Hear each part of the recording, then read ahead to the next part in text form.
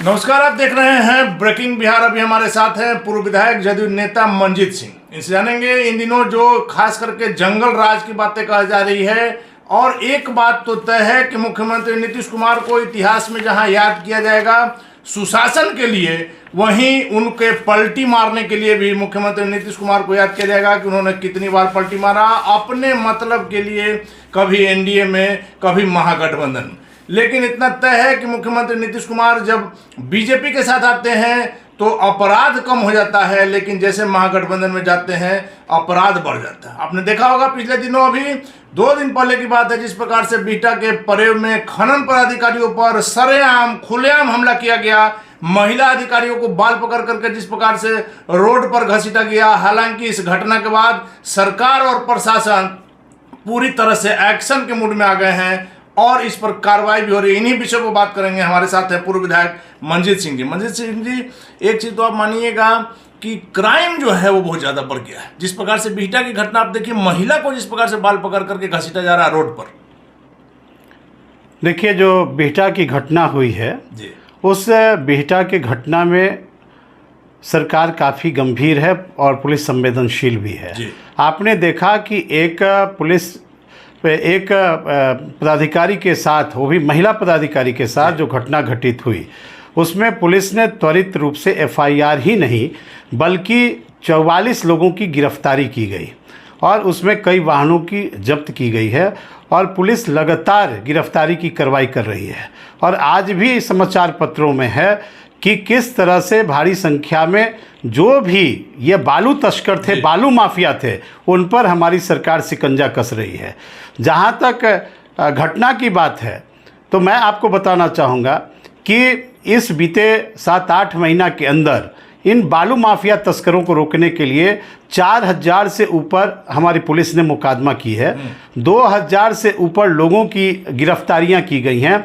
20,000 से अधिक वाहनों को जब्त की गई है और जो खनन की चोरी करते थे उनसे लगभग 299 करोड़ रुपया की सरकार ने वसूली की है और 22,000 से अधिक जगहों पर छापेमारी की है। हम किसी कीमत पर ऐसे तस्कर, माफिया, भ्रष्टाचारियों से हमारी सरकार समझौता नहीं कर सकती है। उनके कमर को हम तोड़ देंगे। मंजीत सिंह जी, आपकी बातों में सच्चाई है, सरकार कार्रवाई कर रही है, लेकिन यह भी मानना होगा कि इसके बावजूद बालू माफिया पर नियंत्रण लगाने में सरकार पूरी तरह से सफल नहीं हो पा रही। अभी 1 महीना पहले हमने चलाया था कि जब हम जा रहे थे यहाँ से बक्सर, तो किस प्रकार से कोइलवर से ट्रकों की लाइन लगी हुई है और 2 से लेकर के 5,000, आप देख सकते हैं हमारे वीडियो में वो चीज़ देख सकते हैं कि हमने ट्रक ड्राइवरों से बात की। उन्होंने कहा कि सर आप बैठ करके चलिए और देखिए कि 2 से 5,000 रुपये लेकर के पास कराते हैं। और इसमें मंजीत जी, पुलिस की भूमिका से इनकार आप नहीं कर सकते। देखिए, अगर हमारी पुलिस कार्रवाई नहीं करती तो यह 4,500 लोगों की गिरफ्तारी कैसे होती? नहीं, 20,000 से अधिक ये ट्रक जिसकी आप बात करते हैं, ट्रैक्टर की बात कर रहे हैं, नाव की बात कर रहे हैं, पॉकलेन की बात कर रहे हैं, जेसीबी की बात कर रहे हैं, 20,000 से अधिक जब्ती हुई है। और यह राजस्व जो चोरी किया जा रहा था, बालू खनन करके अवैध रूप से ये तस्कर जो कर रहे थे, उस पर 299 करोड़ रुपया की वसूली हमारे ही सरकार ने की है। तो आप यह नहीं कह सकते हैं कि सरकार इस पर कार्रवाई नहीं कर रही है, इस पर ध्यान नहीं दे रही है। हमने शुरू में कहा मंजीत जी कि सरकार कार्रवाई कर रही है, लेकिन पूरी तरह से नियंत्रण में नहीं आ रहा। आपने कार्रवाई किया, तब नौबतपुर के थानेदार को सस्पेंड किया, रानी तालाब को किया, लगातार सरकार कार्रवाई कर रही है, लेकिन थानेदार स्तर तक बात हो रहा है। आप भी जान रहे हैं कि इसमें बड़ी मछलियां हैं। उन मछलियों को जब तक हाथ नहीं डालिएगा कुछ होने का नहीं है। सिर्फ इसी तरह से आप एफआईआर करते रहे। आप देख लीजिए, हमने अगर बालू माफियों पर कार्रवाई की, अगर हमारे पुलिस पदाधिकारी भी इसमें संलिप्त रहे, हमने 2 आईपीएस अधिकारी को, हमने डीएसपी रैंक के अधिकारियों को, हमने 13 अन्य पदाधिकारियों को, हमारी सरकार ने जो बालू माफियाओं से संलिप्त थे, आईएएस 2 अधिकारियों को सरकार ने उनको निलंबित करने का काम किया है। लेकिन एक चीज मानिएगा ना कि इस पर और कड़ाई करने की जरूरत है। आप तमाम प्रयास कर रहे हैं लेकिन रोक नहीं लग पा। आप देख लीजिए, जो आपके खनन मंत्री थे, भारतीय जनता पार्टी के थे, जनक राम जी, उनके ओएसडी जो थे, उनके ओएसडी पर स्पेशल विजिलेंस इकाई ने छापेमारी की कि नहीं? उनके भाई के यहाँ छापेमारी की नहीं? उनके जो महिला मित्र थे उनके यहाँ हमारी विजिलेंस यूनिट ने छापेमारी की और करोड़ों रुपए की संपत्ति जब्त की। तो हम सरकार में रहते, एनडीए की सरकार में, अगर मंत्री के ओएसडी ने कहीं बालू अवैध खनन में या किसी प्रकार के अवैध कमाई में उनकी संलिप्तता पाई गई तो हमारा स्पेशल विजिलेंस यूनिट ने उनको भी नहीं छोड़ा, उनके ऊपर भी कार्रवाई किया और जेल के सलाखों में भेजा। किया है उनके ओएसडी पर किया नहीं, सबसे बड़ी सवाल यह है, हम तो पुलिस पर भी कार्रवाई कर रहे हैं जिनकी मिली भगत है, हम तो तस्करों पर भी हमने कार्रवाई की है, हमने जो जो बालू माफिया हैं उन पर भी कार्रवाई की है। लेकिन हमारा एक सवाल आपसे है, वह राजनीतिक सवाल है कि जब जनक राम जी मंत्री थे और उनके ओएसडी ने के खिलाफ इतनी बड़ी विजिलेंस यूनिट ने कार्रवाई की तो भारतीय जनता पार्टी ने इस भ्रष्टाचार के मामले को पर संज्ञान नहीं लिया, अपने मंत्रियों को बर्खास्त नहीं किया और वैसे उन्होंने पीएस को रखा जो पार्लियामेंट में फर्जी पास में दिल्ली क्राइम ब्रांच ने उनके ऊपर मुकदमा दर्ज किया और गोपालगंज से उनकी अरेस्टिंग हुई थी। तो इस पर भारतीय जनता पार्टी तो बोल नहीं रही है। निश्चित तौर पर मंजीत जी, इसमें बड़ी मछलियां हैं। हर पार्टी के कुछ ऐसे बड़े नेता इसमें शामिल हैं जिन पर सरकार भी हाथ डालने से बच रही है। लेकिन आप मानिएगा कि जिस प्रकार से खनन पदाधिकारियों पर हमला किया गया, ये उनका बढ़ा हुआ मन को दर्शा रहा है या नहीं दर्शा रहा है? नहीं, देखिए, हमने तो माफियाओं का कमर तोड़ा है और आप यह विश्वास करिए कि अगर ये माफिया जो हमने एफआईआर किया, हमने अब तक उनके खिलाफ 100% उन माफियों के खिलाफ हमने जेल के सिकंजों तक उनको पहुंचाया। अगर हमारे अधिकारी, आईपीएस अधिकारी तक, माफियाओं के संरक्षक, जिस बड़ी मछली की आप बात करते हैं, हमने 2 आईएएस अधिकारी के खिलाफ हमने निलंबन की कार्रवाई की, डीएसपी के खिलाफ हमने कार्रवाई की। हम किसी को न बचाने वाले हैं, न किसी को हम फंसाने वाले हैं। अधिकारियों पर क्या हम उन सफेद पोस्ट नेताओं की बात कर रहे हैं जो इसमें, देखिए, इसमें अगर जांच का तेजी से जांच चल रही है, जांच के उद्भेदन में यह बात आ गई कि अगर सफेद पोस्ट के लोग भी इसमें शामिल हैं तो हमारे किसी भी पार्टी के नेता हों, तो नीतीश कुमार जी की शुरू से यह नीति रही है कि ना हम किसी को फंसाते हैं ना हम किसी को बचाते हैं। आपके पास हमने उदाहरण रखा कि तत्कालीन मंत्री जनक राम जी के ओएसडी के यहाँ सरकार में रहते हमारा स्पेशल विजिलेंस यूनिट ने उनके यहाँ छापामारी किया कि नहीं, उनके यहाँ से कई लाख रुपए बरामद की गई कि नहीं, उनकी गिरफ्तारी हुई कि नहीं। तो हम यह दावे के साथ कह सकते हैं कि जो लोग ऐसे मामले में संलिप्त होंगे, चाहे सत्तारूढ़ दल के हों या विरोध के हों या वो अधिकारी हों, हमारी सरकार उनको बकसने वाली नहीं है। मंजीत जी, अगला सवाल आपसे लेते हैं कि आप लोग कल जिस प्रकार से सारे जदयू के नेता, प्रवक्ता, जदयू ऑफिस में कल बीजेपी पर हमलावर थे, आप लोग उसको लेकर के अभी जो नवनियुक्त जो एमएलसी हुए हैं जीवन कुमार, उन पर भी आप लोगों ने हमला किया और जीवन कुमार ने कहा भी है कि यदि आप लोग अपनी बात वापस नहीं लेते हैं तो मैं मानहानि का मुकदमा करूँ। देखिए, हम लोग ने कल जो प्रेस कॉन्फ्रेंस की है वह तथ्य और साक्ष्य के आधार पर हम लोगों ने किया है और हमारे पास आज भी वह तथ्य और साक्ष्य आपके कैमरा के सामने है। और जीवन जी यह बता दें कि केस नंबर 123 में जो इनकम टैक्स का रेट उनके यहाँ पड़ा था और जो यह मामले इनकम टैक्स दर्ज किए गए हैं, क्या 123/23 में वह अभियुक्त नहीं बनाए गए हैं? तो हमने तो साक्ष्य के आधार पर कहा कि भाई 123 के ये अभियुक्त हैं, इनके ऊपर इनकम टैक्स का रेट पड़ा और भारतीय जनता पार्टी ने ऐसे लोगों को एमएलसी का सिंबल देकर, उम्मीदवार बनाकर ऐसे लोगों को पुरस्कृत करने का काम किया। दोहरा चरित्र भारतीय जनता पार्टी का उजागर हुआ, इस बात का हम लोगों ने उल्लेख किया है। आपके पास उसका प्रमाण हमारे पास है, हमारे पास इसके प्रमाण है, उसके केस नंबर का हमने उल्लेख किया 123/23 का, जिसमें जीवन जी अभियुक्त बनाए गए हैं।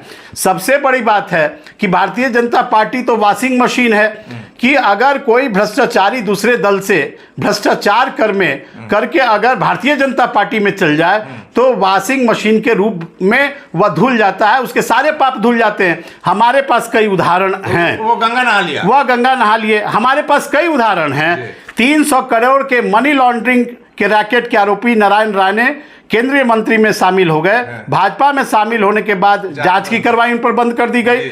नारद घोटाले के आरोपी शुभेंदु अधिकारी भाजपा में शामिल होने के बाद जांच बंद कर दी गई।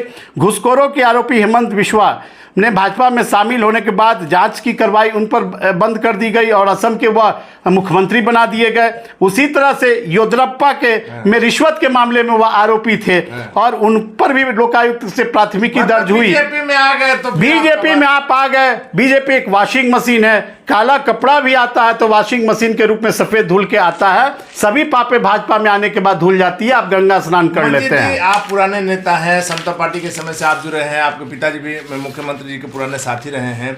वैसे में आपको आजकल नहीं लग रहा है कि मुख्यमंत्री नीतीश कुमार थोड़े परेशान नजर आ रहे हैं, थोड़े विचलित हैं? क्योंकि मुख्यमंत्री नीतीश कुमार की छवि जो है सुशासन वाली छवि है, एक परिपक्व नेता की है, गंभीर नेता की है।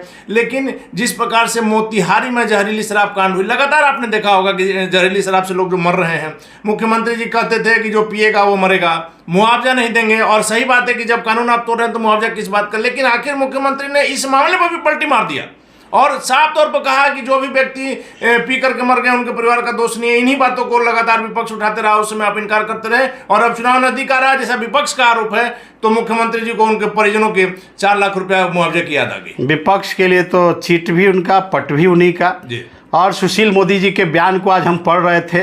उन्होंने कहा कि 25,000 लोग जो बंद हैं शराब में, उनको सरकार तत्काल प्रभाव से छोड़े। सुशील मोदी जी यह बताएं बिहार की जनता और देश की जनता को कि जो लोग शराब के कारोबारी हैं, माफिया हैं, तस्कर हैं, जो उत्तर प्रदेश के हैं, जो हरियाणा से हैं, जो दिल्ली से हैं, जो पंजाब से हैं, जो बड़े मात्रा में बिहार में अगर शराबों की तस्करी कर रहे हैं जिससे लोगों की मृत्यु भी हो रही है, वैसे भी तस्करों को क्या सरकार, राज्य सरकार सुशील मोदी जी के कहने पर जेल के सलाखों से उनको छोड़ दे? भारतीय जनता पार्टी शराबबंदी कानून के विरोध में है और भारतीय जनता पार्टी यह चाहती है कि नीतीश कुमार पूर्ण रूप से शराबबंदी कानून को समाप्त कर दे और बिहार में पुराने तरीके से शराब की अवैध बिक्री हो, कारोबार हो।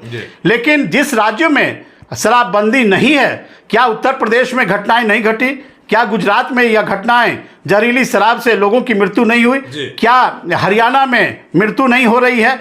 यह घटना जो बिहार में घटी है, लगातार हम लोगों ने अवेयरनेस का कार्यक्रम चलाया और 2016 में जब हम कानून बनाए तो बिहार की पूरी जनता नीतीश कुमार जी का समर्थन दिया, सभी पार्टियों ने दिया और हाथ उठाकर सब लोगों ने कहा कि ना हम शराब पिएंगे ना हम पीने देंगे। क्या भारतीय जनता पार्टी जब सत्ता में थी, हम लोग एनडीए में थे, क्या उस समय जहरीली कांड नहीं होती थी? शराब पीने वाले लोग नहीं थे, शराब से, नकली शराब से मृत्यु नहीं होती थी? तो भारतीय जनता पार्टी उस समय केवल सत्ता की लुलुपता में हम लोग के साथ थी। उस समय भारतीय जनता पार्टी विरोध नहीं कर रही थी। सर आप बात सही है और जब आप लोग साथ में रहते हैं तो बीजेपी के लिए मुख्यमंत्री नीतीश कुमार सुशासन के प्रतीक हो जाते हैं। इन बातों पर हम नहीं आ रहे हैं, ये तो जनता देख रही है। लेकिन एक चीज आपको मानना होगा कि पूर्णतः शराबबंदी वाले राज्य बिहार में शराब से मरने वाले लोगों के परिवार को मुआवजा दिया जाएगा, ये हास्यास्पद नहीं है तो क्या? नहीं, देखिए, एक बात पर विचार हुई, यह लगातार मुख्यमंत्री जी कहते रहे हैं कि यह शराब बुरी लत है, इसको पीना आप छोड़िए, पीने से शरीर को नुकसान पहुंचेगा, आदमी हैवान बन जाता है, हैवान बन जाता है। पूरी तरह से और अब जो मृत्यु हुई है, पीने वाले का दोष है, पी के मर गए, अपने पीछे वह बाल बच्चे, परिवार, पत्नी को छोड़ के गए, परिवार का उसमें कोई दोष नहीं है। जो मरे वह गरीब हैं, दलित हैं, पिछड़े हैं, शोषित वर्ग के लोग हैं, उनके पास कोई संसाधन नहीं है। हम लोगों ने, हमारी सरकार ने तो एक वैकल्पिक व्यवस्था भी की थी। जो लोग इस रोजगार में लगे हैं उनके जीविका के लिए अलग से सरकार ने योजनाएं बनाई हैं कि हम 1 लाख देंगे आपको, हम विभिन्न दूसरे नीरा बनाने के लिए हम उसके लिए हम राशि उपलब्ध करा रहे हैं। तो अगर उस वैकल्पिक व्यवस्था में भी अगर सुधार नहीं हुआ उससे, तो सरकार ने जो परिवार के लोग हैं उनके परिजनों के लिए सहानुभूति में सरकार ने अगर निर्णय बदला। सर यही बात हम कहना चाह रहे हैं कि चिराग पासवान से लेकर के तमाम नेताओं ने कहा कि जो व्यक्ति पिया वो तो मर गया, उसके परिवार का क्या दोष है? वो रोड पर आके कमाने वाला आदमी था, अगर किसी कारण से नहीं मरा, पीने के कारण वो जेल में बंद है, वैसे लोगों को मुआवजा दीजिए। शराब को फिर से संशोधन की बात आपके भी घटक दलों ने भी किया है, कांग्रेस से लेकर के तमाम दलों ने किया है।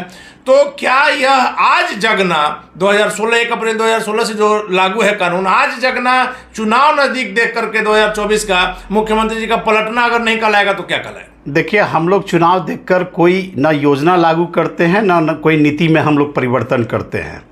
और यह महात्मा गांधी जी का सोच था कि शराब बुरी लत है और शराब को पूर्णतः प्रतिबंधित होना चाहिए। अगर भारतीय जनता पार्टी महात्मा गांधी के विचारों पर विश्वास करती है तो वह देश के अंदर शराबबंदी कानून लागू करे। भारतीय जनता पार्टी को कोई नैतिक अधिकार नहीं है, उनके राज्यों में खुलेआम शराब की बिक्री हो रही है, लोग वहां भी मर रहे हैं। सर आप बताएं, किसी की हत्या करने पर फांसी की सजा का प्रावधान है, हत्या रुक रहा है। शराबबंदी चाहे आप फांसी की सजा कर दीजिए सर, शराब बिकना शराब पीना कभी भी बंद नहीं हो सकता है, कम हो सकता है। इसको आप सिर्फ जागरूकता से खत्म कर सकते हैं। जागरूकता हमारी सरकार ने की है और इसके सार्थक परिणाम भी आए हैं, लेकिन किसी भी चैनलों पर इस पर डिबेट नहीं होता है। जो चाणक्य लॉ कॉलेज का एक आया उसमें 1,88,00,000 से अधिक लोग शराबबंदी के बाद शराब पीना छोड़ दिए। निश्चित तौर पर 67% से अधिक घरेलू झगड़े बंद हो गए, रोड एक्सीडेंट में कमी आ गई, डांस बंद हो गया सर, 200 बीमारियों में कमी आई है, WHO का रिपोर्ट है। तो विपक्ष के दलों को ये सब चीज नहीं दिखाई दे रही है, केवल शराब पर लोग राजनीति कर रहे हैं। नहीं, शराब पर राजनीति कर रहे हैं सर, लेकिन जनता देख रही है कि शराबबंदी पूरी तरह से सफल नहीं है। शराबबंदी कानून की सभी लोगों ने सराहना की है, शराब बंद होना चाहिए, इससे सभी सहमत हैं, लेकिन यह सही ढंग से लागू नहीं है, जिसके कारण से आपने देखा होगा थाना इंचार्ज से लेकर के दरोगा चौकीदार।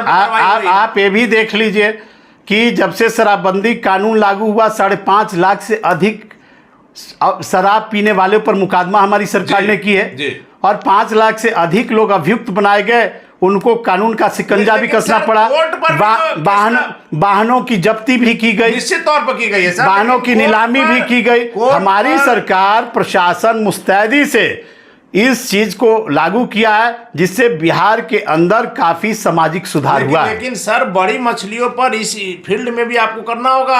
इसी का बचाव तो भारतीय जनता पार्टी कर रही है। अरे इसी पर बड़े अधिकारियों पर हम लोगों ने कार्रवाई की है और आपको आंकड़ा हम दे देंगे कि जो पुलिस पदाधिकारी या बड़े अधिकारी शराब कारोबारियों से भी अगर उनकी साठगांठ रही, हमारे सरकार की जानकारी में यह बात आ गई तो हमने बड़े अधिकारियों पर भी हमने कार्रवाई किया है, उनको निलंबित करने का कार्रवाई किया है। उस पर कार्रवाई करेंगे, जरूर करवा। आप अगर हमारा ये हत्या करा दिया, आप संज्ञान में बात को लाइए। हमारी सरकार ऐसे किसी भी लोगों को बकसने वाली नहीं है। एक भारतीय जनता पार्टी के MLC पर मुकदमा हुआ, एक रोड एक्सीडेंट में वह गए अपने परिजनों को बचाने के लिए, पता चला कि ये भी शराब के नशे में है, पुलिस उनके खिलाफ भी कार्रवाई की।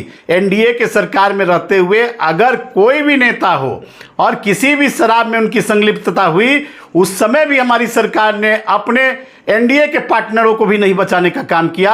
हमारी सरकार इस मामले में बहुत सशक्त है। चलिए धन्यवाद सर। ये थे हमारे साथ जदयू नेता पूर्व विधायक मंजीत सिंह, इनका साफ तौर पर कहना है कि चाहे वो बालू का हो या शराब की बात हो, कोई भी आदमी बख्शे नहीं जाएंगे। दोषी चाहे कितने भी बड़े हो, नेता हो, अफसर हो, उन पर कार्रवाई की जाएगी। आप सूचना दीजिए, यदि किसी तरह से प्रमाणित होता है तो चाहे वो किसी भी पार्टी के नेता हो, कितना भी बड़ा रसूख हो, उन पर निश्चित तौर पर कार्रवाई होगी, क्योंकि मुख्यमंत्री नीतीश कुमार ना किसी को बचाते हैं ना ही किसी को फंसाते हैं। मंजीत सिंह के दावा में क्या सच्चाई है तो वक्त बताएगा। फिलहाल आप बने रहे ब्रेकिंग विभाग से।